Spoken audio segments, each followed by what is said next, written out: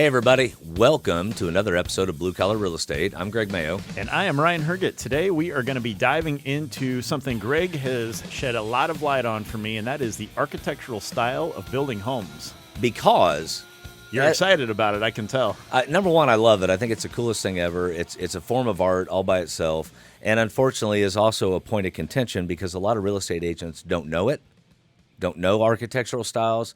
And on the BLC, which we'll see in a few minutes, on the listing service, they get it wrong. Yeah, this is one of those things that, they don't teach you necessarily in real estate school, and there's really not a class after real estate school that teaches you this. You're just kind of supposed to learn it and know it. So before we get started with that, I did want to just take a quick second that if you're new to blue collar real estate, I want to just make sure that you're aware of kind of what we're all about here, and that is that we are just all really trying to provide a very transparent, behind the curtain look of what's going on in the business of real estate from a very practical, actionable perspective, and just really shed some light on what's really going on behind the scenes, behind what actually happens between episodes of HGTV. And this is one of those topics that I think just doesn't get discussed at all. And people don't know. They hear these terms like mid-century modern. They hear these terms like, a barn, barn-style house, but that's not what it is. That's what I call it. Right. But that's what we're here to do today is really just shed some light, some real practical application to what the heck are you looking at when you're on Zillow looking at homes, and what's that actually called when you talk to your real estate agent. And so if you're watching for the first time or listening for the first time, don't forget, like, rate, and subscribe. Please. And review. And we definitely love to hear from you because your engagement's what this is all about. Like I said, this show is just all about providing some practical, actionable takeaways and really showing people what's going on behind the curtain of real estate. So, Greg, let's get started on this and show people what's up. And today's episode, by the way. Oh, boy. What'd you come up with today? Brought to you by Walt's Porta Potty and Food Delivery Service. Oh, that sounds fantastic. Depending on what you order, they'll wait. I think you know what I'm saying. So we're happy to have them on board as sponsors. Man. Good living. So what's the first one we're going to take a look at here today, Greg? Because I know you were going through the MLS the other day, and this stuff just absolutely, excuse my language here, but it just pisses you off, which makes me laugh. But you were going through the MLS, and you saw this house. It's a really cool house. It's a relatively new construction home. And if you are listening to us, I want to encourage you on this episode, go to YouTube, check this out, maybe Facebook, and watch the video on this because we're going to have some videos and not videos, but we're going to have some pictures of different architectural styles. So that way you can kind of tune in and see what we're actually talking about here. Yeah, and if we can go to the first picture. So this house is not a mid-century modern, by the way. This is the one that lit the fire. Yeah, it is. And it's listed on the BLC as a mid-century modern. So now when you say mid-century modern, I don't even know what that is. We're going to get into that. Well, I do now, but we're going to get into that here in a minute and actually show people what a mid-century modern is. But this home was listed in our real estate MLS. We call it a BLC here in Indianapolis, Broker Listing Co-op. I don't know why they changed that name, but nevertheless, that's what this real estate agent that had this home listed for sale, we shall not name names, but inaccurately had this home listed. And you're like, well, who the hell cares about that? Well, here's why it matters, because when you are searching for homes on Zillow or TrulyARealtor.com, any of the major search platforms, this is a category that you can sort and filter from because there's a certain demographic of people, not necessarily demographic, but a certain percentage of the population that they care about this stuff. Right. This is important to them. And when you do a search and then it's like you go to a restaurant, you order a hamburger, you expect a hamburger to be delivered, not a shrimp cocktail, right? And that's what this is. It's like, it's just wrong. It's inaccurate. So we're here to pull that curtain back a little bit. As an agent, your job is to know your job. What is your job? Your job is houses. Be a professional. Your whole life should be houses. This is actually an arts and a crafts style. If you look at it, even though it's a new build. If we go to the next slide and just dig right in here. All right, so this is a Craftsman house. You can kind of see the similarities between this and the other one. Okay, so for the people that aren't watching on YouTube right now, let's kind of describe this house and actually what this is. What makes up a Craftsman style home? Tell us about that. Well, a lot of it has to do with the details. It's all about the details. It's all about celebrating the craftsman that built the stinking house, right? So you often have tapered columns on the front, often a story and a half. There's corbels and brackets, but they're simple. Yeah.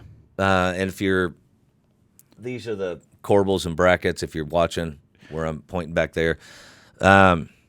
So what I'm thinking on this, not to interrupt you, but when you say craftsman simply meaning you've got a master craftsman that is designing, that is, using the products available in this home to make it look a very specific way. Is that fair? Exactly. And if you go on the inside of a lot of Craftsman homes, there's a lot of built-ins. Absolutely. There's a lot of natural elements on the outside, so a lot of wood, a lot of stone. They're very, very popular. They've maintained popularity over the years because they're beautifully appointed homes without being incredibly ornate, which we'll get to the ornate thing in a minute. No, I totally agree. And, it's even gotten to the point now where a lot of new home production builders are even offering a Craftsman style model of some of their different floor plans. And I personally think it's a really, really cool look. Like you said, it's all about celebrating the craftsmanship, the workmanship that people can really put into a home and showing what you can actually do with a lot of these products, I feel. And I just love this style of house. Now, a lot of people call that a bungalow. Inaccurately, and the next slide will show a bungalow. So this is a bungalow. So for those, again, that aren't watching on YouTube right now, tell us what is a bungalow, because a lot of these things were built after World War II, when the GIs came back into, they came back home, and, this was a home that was built. I mean, there's thousands of these built, here in Indianapolis specifically. I mean, I can think of many, many parts of town where we've just got lots of, communities of these bungalow style homes throughout the city. And they were very popular after World War II. You're exactly right. The name bungalow comes from the Hindi word, Bangala. If I'm pronouncing that correctly. And that basically, it means small house. Okay, got it. So bungalow meaning small house. Now, when somebody's looking at these homes online, what are some characteristics of the house that they could kind of expect to take away or see, et cetera? Well, they may borrow a little bit from arts and crafts styling that we saw in the last slide, but it's a small home, simple design. Usually, the ones we see, especially around Indy, they're 2-bedroom, 1-bath. They're on a basement. Small kitchen. The idea of the home, was a response to the Victorian movement when these started coming around. And then, like you said, in the post-World War II time, we had a bunch of GIs, we had a bunch of government programs to help them buy homes, and these were inexpensive to build and inexpensive to own. Yep. And it really just simply provided a lot of affordable housing to people coming back home. And, after World War II, that's when, the baby boom started, was right after World War II. Right. And, so again, it was a way to find very affordable housing for a lot of people that certainly deserve to be in a home. And, I think a lot of these communities, especially here in Indianapolis, in the Broad Ripple area as an example, there's a lot of these types of homes that just look kick ass now. People have gone back and really reinvested in these homes and these communities. And I think they show really well now. They're a lot of fun to look at. Yeah. And a lot of them, you're seeing people take a house like the one in the picture and they're adding elements to it to make it more Craftsman-y, Craftsman-esque. Absolutely-ish. How many things can we hyphenate into that? But they're great homes. They're oftentimes, if you're going to buy something and remodel it, this is a cheaper way to go because it's a smaller house. Right. There's less windows. There's less kitchen cabinets. There's less flooring. I mean, there's just less everything. Which makes it a lot easier for a lot of people to go ahead and take a project like that on. So I think these are really cool homes myself. I do too. And as I said, this is a response to Victorian. Now, Victorian, there's actually 6 different styles of Victorian, and the next slide. So that's what we're going to get into next. So the Victorian-style home, or as I like to call them, castles, they are just amazingly cool. I mean, I've been up on a few of these roofs, and it's crazy. I mean, these are like crazy steep pitch roofs. A lot of times, you see almost like a church steeple on the top of these. A lot of times, if you're looking at the photo here, I mean, you've got this massive turret right on the front of the home. These are wicked, wicked cool homes. And funny you say wicked because when I was a kid, I called them witch houses. There's some elements there. I can see that. What they look like. But they were real popular between 1860 and about 1900. So what inspired this? Because, again, if you're, not watching online right now, Google Victorian style homes if you're not familiar with this term, because you're going to see some amazing architectural and just what people have done with these homes is so amazing. I know we've got a couple parts of Indianapolis where these homes are relatively prominent downtown, especially. And I mean, it's really cool to drive down and see what people have done with these homes. This style, irregular shapes, not symmetrical, the giant porches, ornate woodworking and trim details, all that was a response. Think about it, when they really started coming on, we were in Reconstruction, post-Civil War, and they started coming on, basically people showing they had money. Yeah. Look what I got. Look what I can do. And they're beautiful homes. And if you have any appreciation for woodworking or that kind of craftsmanship at all, you'll love walking through one of these. These are oftentimes, when I'm talking to people about real estate, and they are looking for something, that's not like everybody else's house. And, especially they like to sit out on the porch and they like to enjoy a piece of property. These are oftentimes homes that I'll share with people because it's just a way to really, like you said, it's a way to maybe show off a little bit. It's a way to have something different from what everybody else has. And it just stands apart, especially like this one in the photo here. I mean, it just looks wicked, wicked cool. Yeah, it does. And it's got some elements of that craftsmanship to it, but it's a completely different look. And like you said, it looks like a witch's house. And so now you mentioned that there's 6 different types of, Victorian homes. We certainly don't need to dive into the, minutia of all of them, but what are some differences, when you're looking at 6 different variations of, Victorian style homes? What can people reasonably expect to see if they, pull up Google Images and take a look at some of this? Well, that's what I would encourage people to do. Mm-hmm. Just look through them. This is a Queen Anne. A Queen Anne. Okay, I didn't know that. I just learned something new. Victorian Queen Anne, named after, you can guess, the Queen. Queen Willa. No, I don't know. But like I said, there's 6 variations, and it all has to do with the level of trim, where different elements are put on the outside. It's really hard for me to talk through those without the pictures. I understand. So thanks for putting me on the spot. You're welcome. Jason, can you edit that minute out? No, I'm kidding. No, but yeah, I love the style of house. I would never own one. Why not? So, all right. So let's hover right there for a second because you just hit on something that I think a lot, and I think I know where you're going with this. But with the beauty of these homes also comes what? A crap ton of maintenance. Oh my gosh. Because, when you're looking at a roof like this, and again, go to Google Images and, Google a Victorian style home, you're not getting on that roof to fix that roof repair. You are 100% calling somebody to come fix that because it's not like everything else. It's not just an up and over roof, or it's not just a basic, put some new siding on it. It is very intricate in design, and there's a lot going on. Well, and just look at this main gable in the front. We've got rake boards. We've got a trim piece coming off of that's kind of like a crown detail or a bed molding that you can't really see. We've got 2 different types of siding above the windows. We've got 4 small windows. We got roof below it. We've got shingle siding on the left and the right. And then the dental molding, if I can tell, which is this. We've got so many different elements just in that one piece. And what's really cool about this look at Jason. Look at him. Is this stuff is all handmade. You really have to find a craftsman or a carpenter now that knows what they're doing to put it back the way that it was once was. There's very little on this house that you can go pick up at Home Depot and well, they're not a sponsor or whatever. But so there's so much that you have to maintain. Yeah. Just like when I used to build a lot of decks, right? And people would not maintain them, their decks.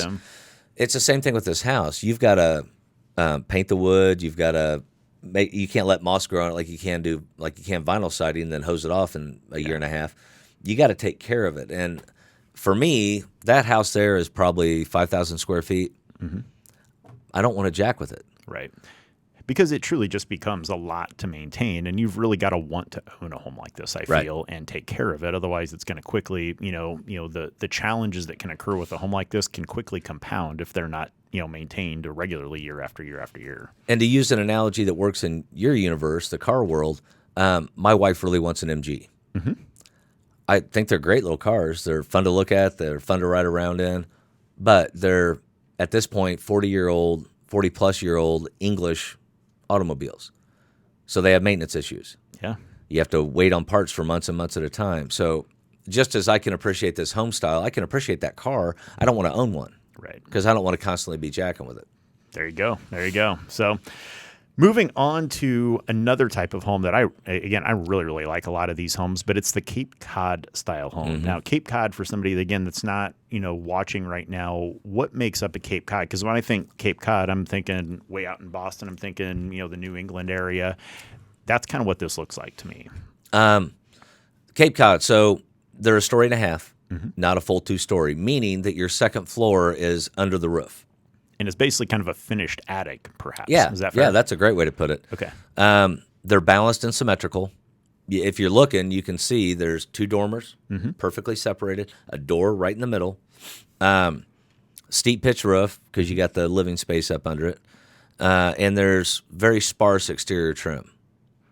Now, when you say exterior trim, that's just around the windows, around the roof line, et cetera, like that, right? Yeah. Okay. Yeah, compared to the picture we just looked at, where there's, I don't know, 9 different kinds of trim on the outside of the house, this one's very simple. It's got one. It's very simple, but it's super cute. And again, if these homes are maintained properly and they're taken care of properly, these homes look super cool, in my opinion. And they're not as difficult to maintain because you've got a relatively simple roof line. You've got some, easier components to take care of on a home like this. And again, I think these are just amazingly cool homes. And one of the ancillary benefits when building these homes is that you're saving money by not building a full 2-story. Mm-hmm.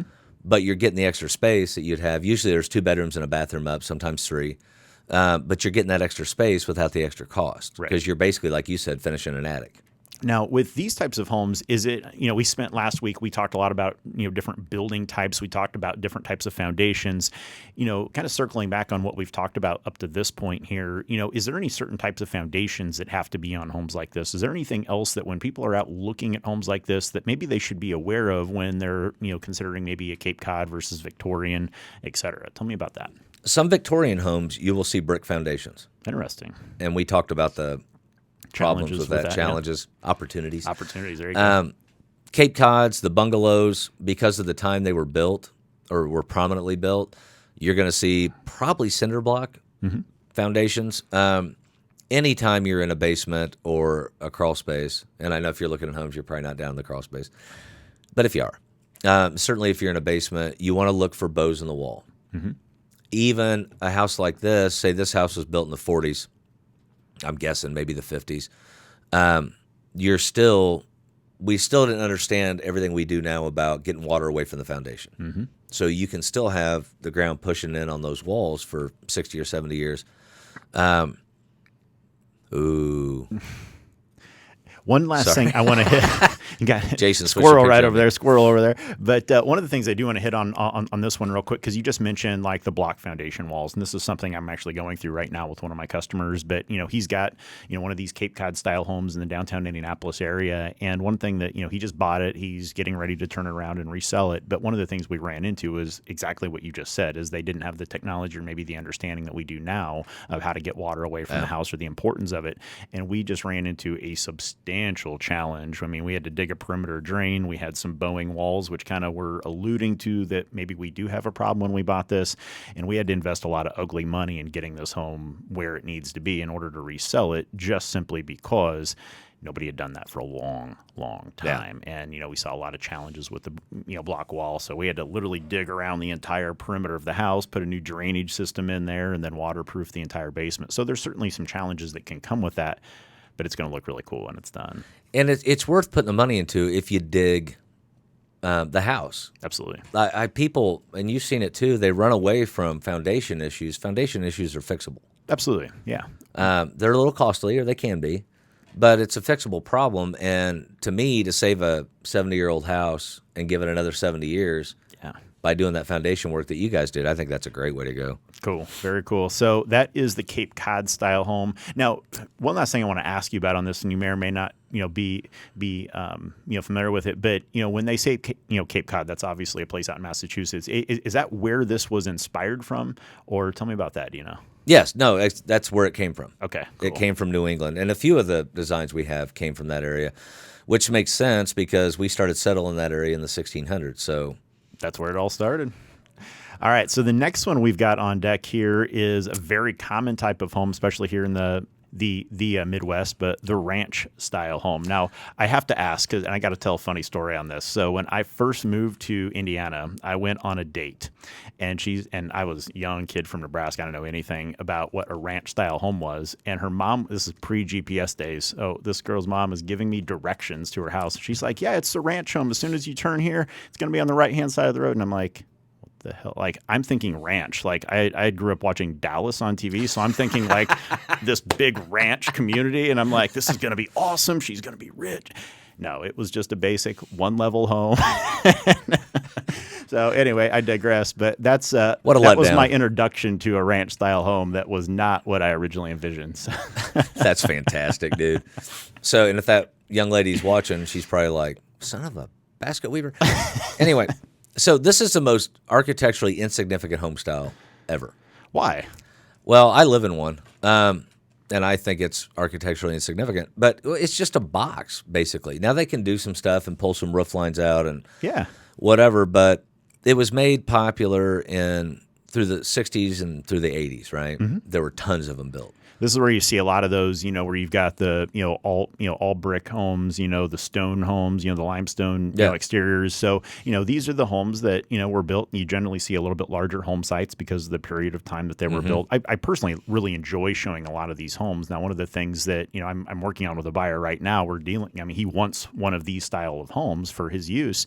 And one of the things that we're running into challenges with because of the period of time in which these homes were built, again, the 60s to, up through the 80s, man, some of the bedrooms are a little smaller. The closets are substantially smaller. You don't get a lot of the modern amenities of, the big sprawling open floor plans. You don't get, those big, massive walk-in closets with a lot of these homes. Not always, of course, but, certainly from time to time, you're going to be dealing with some of those types of hurdles as you go in and consider maybe a ranch-style home. Is that fair? Yeah, my home was built in the 70s. And when we bought it, number one, it had a formal dining room. I don't know anybody that's formal dining room people anymore. So we converted that into a fourth bedroom. One of the big points of it was in our master bedroom, there were actually 2 closets. Yeah. A small walk-in and then just a standard 6-foot reach-in. That was huge back in 78. It was. When it was built.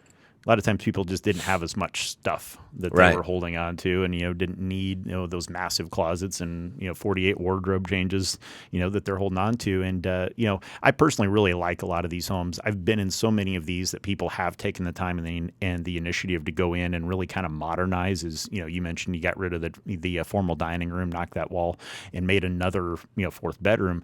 People that have gone in and taken the time to really update these and modernize them, I've seen some just wicked cool designs out there when people will go in and maybe pull down that wall from a more traditional floor plan where you've got that formal living room, dining room, and family room that were more common during the period of time that these homes were built.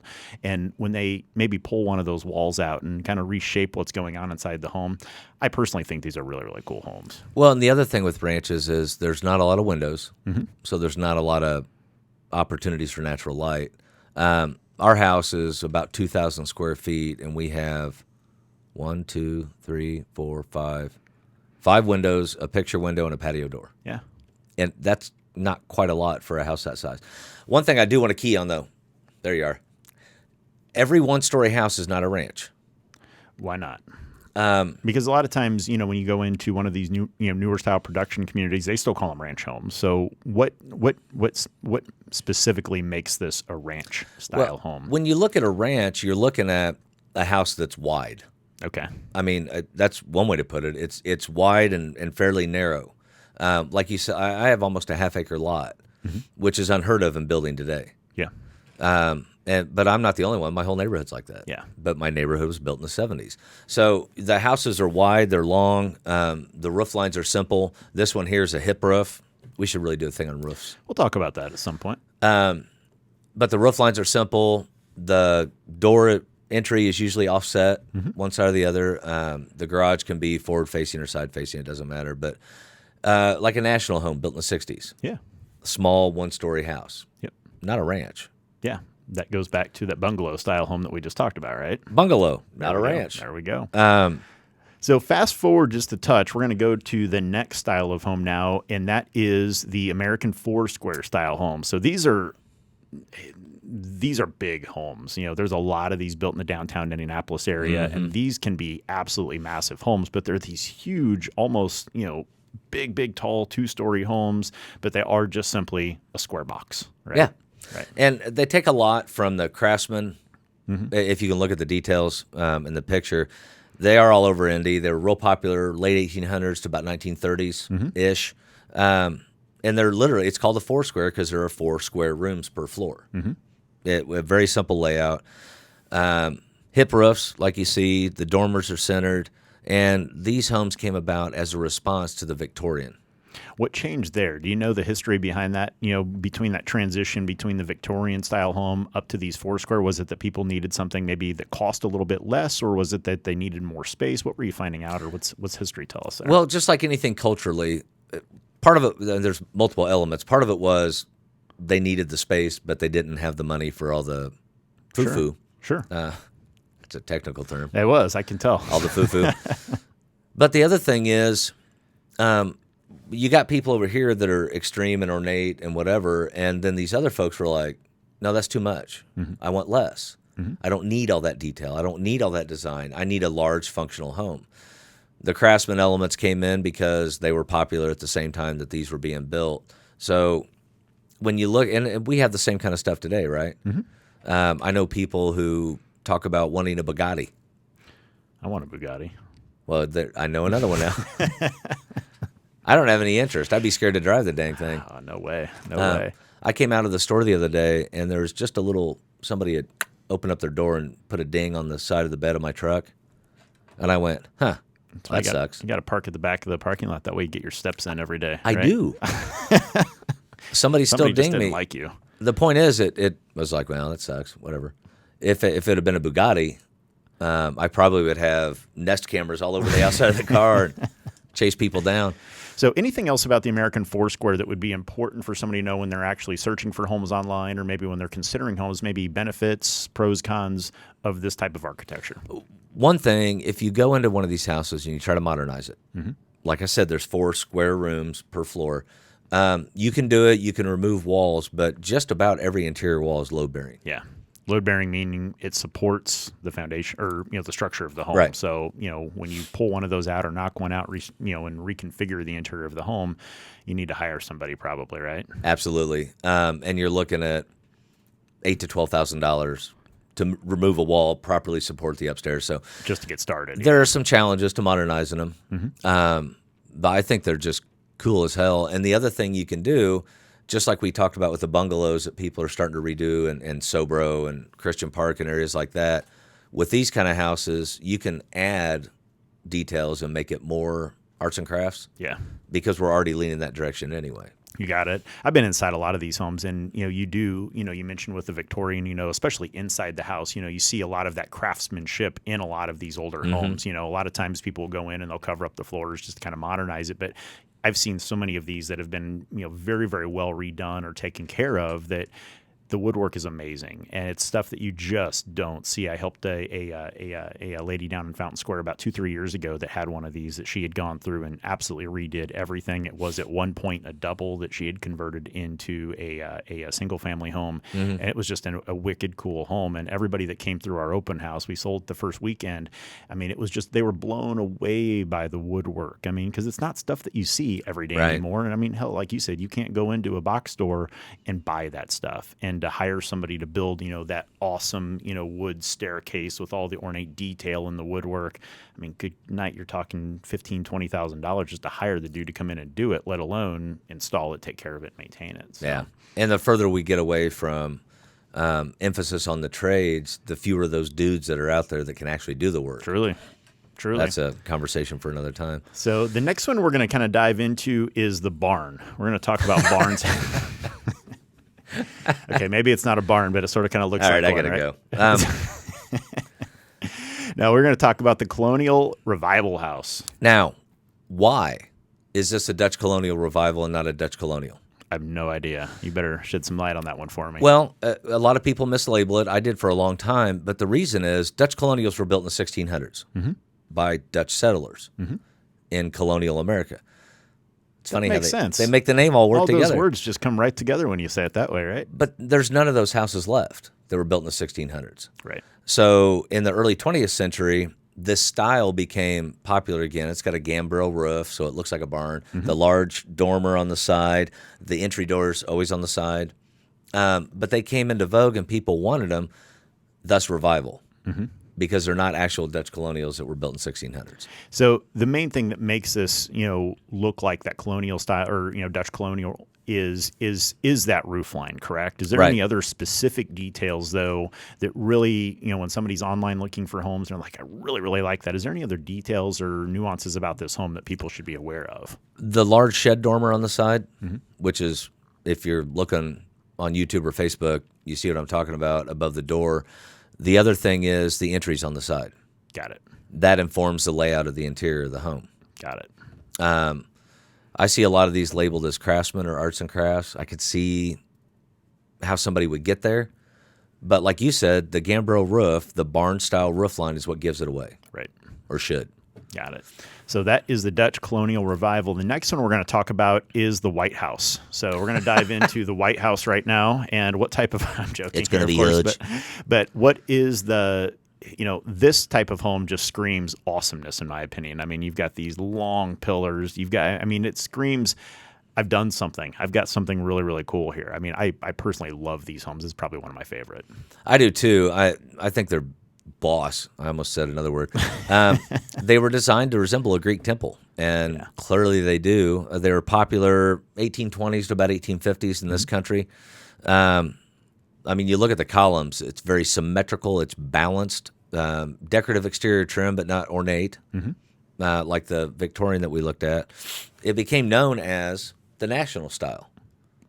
And if you drive around Washington, D.C. or a lot of major cities, obviously the White House, but you'll see this style with banks, with government buildings, with all kinds of stuff. The Greek Revival thing, the idea was, look where we're at now.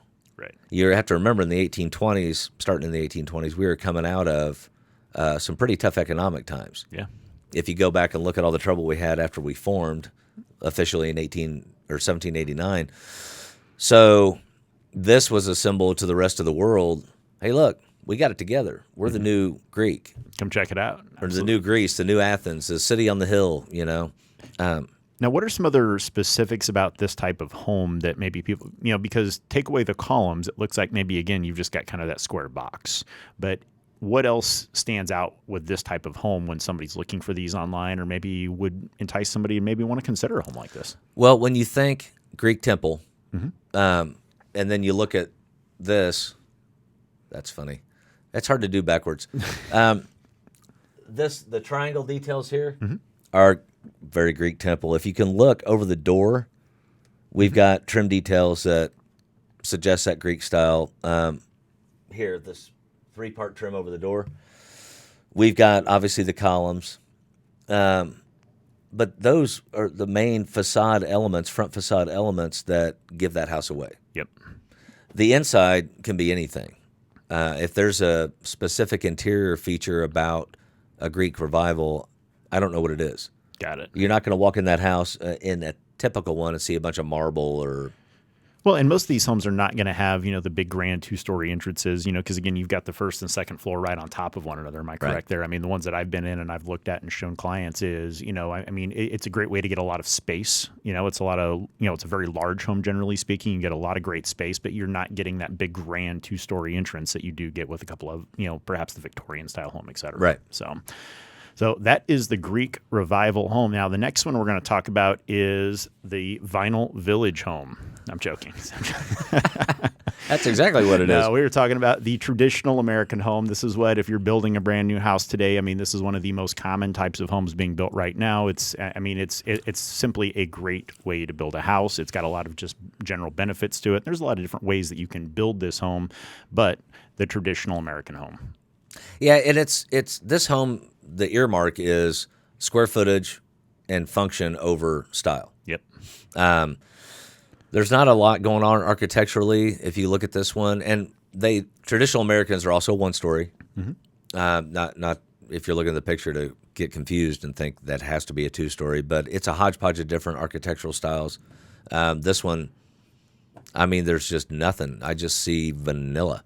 But perhaps, you've got a couple gables, you've got, some different types of cut-up roof lines, perhaps a dormer. You can put a porch on these, obviously. But, the traditional American home is what most of the homes, at least here in the Midwest, I can't speak for other parts of the country, but here in the Midwest, this is what a lot of times you're going to see. And if you're walking into a new home builder like a Pulte or a Lennar or something like that, that's generally what you're going to be purchasing from a builder like that, is the traditional American style home. And when I say vanilla, I don't mean that in a derogatory sense. It's just architecturally, it's a simple home. But you get a boatload of square footage on the inside. Simply more square foot, less money is what you're looking at. Right. Because you're not paying for all those ornate details. You're paying for the functional use of the home. And the cool thing is, the part that you live in, the inside, you can doll that up any way you want it. Yeah. You can make it farmhouse chic. You can make it mid-century modern. You can do anything on the interior of the home because they're typically wide open spaces. Excuse me, they're they're a blank palette, if you will. Yeah, no, I mean, you've got a lot to work with, but again, on the outside, you're looking at, more simplistic designs. And, again, this is just simply the way they build to, accommodate the needs of most, not most, but certainly a strong percentage of the population in today's market right now. Right. So, okay, so that Now, wait, is. let's pause. Let's just take a breath before we get to the next one. Greg's excited. His excited voice is going to go. Oh, be still my heart. So the next one we're going to talk about, and I must Look say, at that. I can't argue with you man. on this. These are wicked, wicked cool homes. And when you see somebody that's done one of these right, it's one you want to go take pictures of. These are the ones that a lot of times Zillow has on the cover. If you pull up the Zillow app right now, this is what shows up on the Zillow app. I mean, these are very, very cool homes. So, Greg, I'll let you take it away at this point. I can tell you're excited. I'm just going to stare at the picture. That is so All sexy. right, and I'll take care of talking about this. No, so mid-century modern, just what it sounds like. Built from the 1930s to about the mid-60s, the middle of the century. Earmarked by low roofs. Now, this one has a flat roof, but you can also have slightly pitched. We've even seen them with hip roofs, but they're low. They're like 412 or under, right? Part of the modernist movement, which was natural elements, form, natural light. These houses typically have a boatload of windows. There's clean lines on the outside. You can see the mixed textures on the outside. On this particular one, we've got some horizontal cedar siding, which they carried through the doors, if you notice. It's wicked cool. I love that. But we've also got some brick on the chimney, and then we've got stucco in the mid part of the house.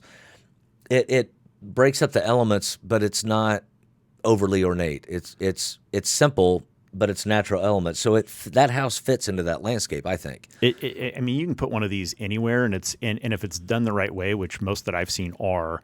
I mean, it's these homes, being that mid-century modern. I mean, these were the premier architects of the day. The ones that I've seen, and been in of these homes. I mean, it's the people that had a really creative architect that wanted to really stand out. And people have done such cool things. You mentioned, a lot of windows.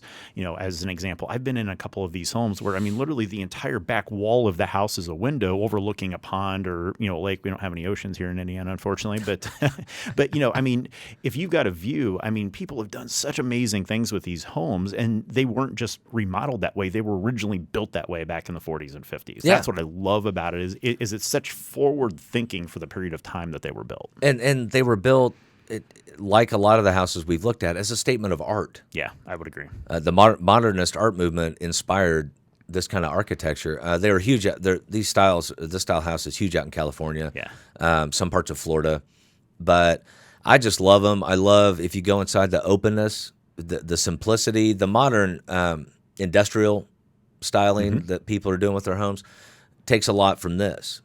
There's a lot of clean lines inside. Again, there's not a lot of waste. There's not wasted space. I just think they're amazing. And a lot of times, too, with these homes, I found, in the ones that I've seen, I've shown a strong number of these homes over the years. These are the homes I pull out my phone and I take an Instagram photo, or video with, because the architecture is so cool, and outside, but then inside the design is so cool, and they're so much more modern than other homes built in that period. We talked about the traditional homes, that were built with the formal living room, dining room, family room. These didn't really have that. I mean, these were so forward-thinking, and they had so much more open space, I found, in the ones that I've seen at least, and I've probably been in at least 100 of these types of homes. The floor plans were much more open. The floor plans really work for today's buyer. Yeah. So that's what I'm encouraged about it. I mean, I always get excited when I see one of these pop up that matches one of my clients' search criteria, because I'm like, we should probably go look at this, and I'm saying that for completely selfish reasons generally. I'm the same way. And what started this whole thing, all these slides we've just gone through, was I had a client a couple of years ago looking for a mid-century modern home in the city. I went into the BLC and I did a search for that architecture style. Found one that was labeled correctly? 3 out of the 11. There you go. It really irritated me, but this is the house we were looking for. Now, we ended up finding one eventually. And we were walking through it, and normally you kind of show a house the same way, right? You know this. There's a way to talk about it. You kind of give them some space and whatever. Well, at one point, and the house that we ended up with was probably 3,500 square feet. At one point, I lost my clients.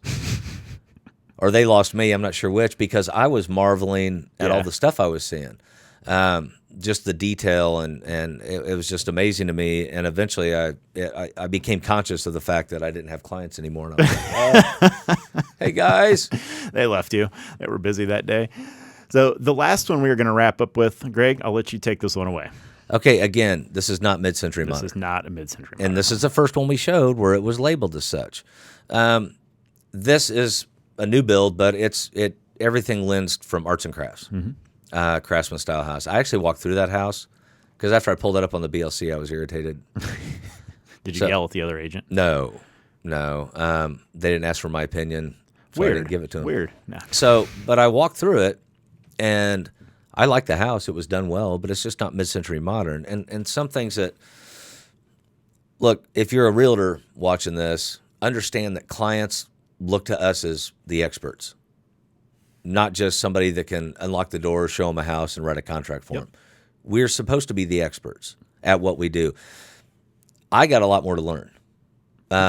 Always learning every day. That's how we all are. I'm trying to catch up with you, but I've got a lot more to learn about this whole thing. But take time. Again, if you're a realtor, take time to learn about construction methods, about architectural styles, to understand what elements are in the house that you're trying to sell. Because number one, if you label it correctly, then somebody that does a search for an arts and crafts house and you labeled it correctly and you feature those things in your description, you're going to more likely sell the house. You're going to attract the right buyer that's looking for what you're looking for. And, I think it just simply goes beyond that even. It's just, as a professional, one of the things that you have to do if you want to do what you do at the highest level, you have to know your shit. And I don't care if you edit that out, Jason, sorry. But truly, you have to know your shit. And when you label things incorrectly, and I'll give you an example of what I mean by that is, when you're talking to a client on the phone and they said, I want a mid-century modern or I want a Dutch Colonial revival home, and you send them anything that's not that, you're immediately not the professional and your credibility factor goes way, way, way down. Right.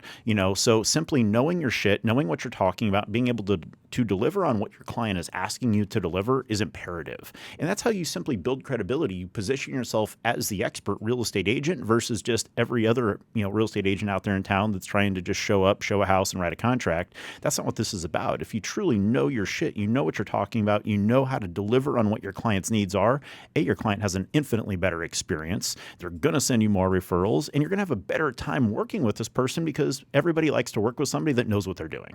And I look at it like this, and I agree with everything you said. We are, and we both see it this way, we are consultants. Absolutely. Not salespeople.